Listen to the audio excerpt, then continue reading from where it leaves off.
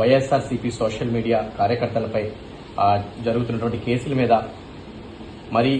ప్రభుత్వం అధికారంలోకి వచ్చి 6 నెలలు గడిచిన కాలంలో ఈ ప్రభుత్వం యొక్క పరిపాలన మీద మనతో మాట్లాడడానికి Visakha Anakapalli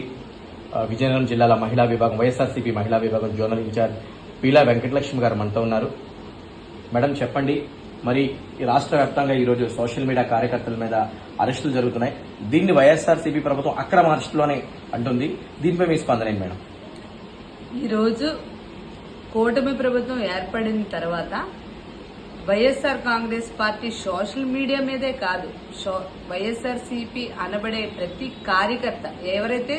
senior and sincere కార్యకర్త అయితే ఎవరైతే వాళ్ళ ప్రలోభాలకి లొంగనటువంటి వైఎస్ఆర్సీపీ నాయకులు గాని కార్యకర్తలు గాని ఎవరైతే పార్టీకి డెడికేటెడ్ గా ఉన్నారో వాళ్ళ మీద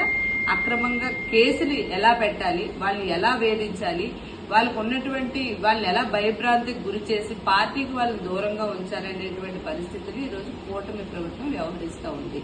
ఈరోజు సోషల్ మీడియా చూసినట్టయితే ఒక పోస్ట్ ఫార్వర్డ్ చేసినా గానీ లేదంటే ఒక వచ్చినటువంటి వాళ్ళ పథకాల మీద ఎందుకు అమలు చేయడం లేదు అని చెప్పేసి దాని గురించి ఒక పోస్ట్ ఇలాగా జస్ట్ పోస్ట్ చేసినా గానీ వాళ్ళని వెంటనే అరెస్ట్ చేయడం, భయభ్రాంతికి గురి చేయడం, వాళ్ళని పిలిపించడం, వాళ్ళ మీద రౌడీ షీట్లు ఓపెన్ చేస్తామని బెదిరించడం, వాళ్ళ పేరెంట్స్ ని పిలిపించడం, ఈ స్టేషన్ నుంచి ఆ స్టేషన్ కి వాళ్ళ రకరకాల మహిళలన్నీ కూడా చూడకుండా ఈ రోజు ఇబ్బంది పడ్డ పరిస్థితులు మీరు చూస్తూనే ఉన్నారు. మేమే కాదు రాష్ట్ర ప్రజలందరూ కూడా చూస్తున్నారు. మేము ఒకటే అడుగుతా ఉన్నాం, గతంలో జగన్మోహన్ రెడ్డి గారి మీద గాని భారతీరెడ్డి గారి మీద గాని విజయమ్మ గారి మీద గాని ఒక ముఖ్యమంత్రిని చాలా నీచంగా ట్రోల్ చేసినటువంటి సోషల్ మీడియా తెలుగుదేశం కార్యకర్తలు అవనివ్వండి, మరి మిగతా కూటమి నాయకులు అవనివ్వండి, ఎన్నో రకాలుగా చేసినప్పటికీ కూడా మా నాయకుడు ఏ మాట అయితే ఇచ్చాడో, ఏ నిబద్ధత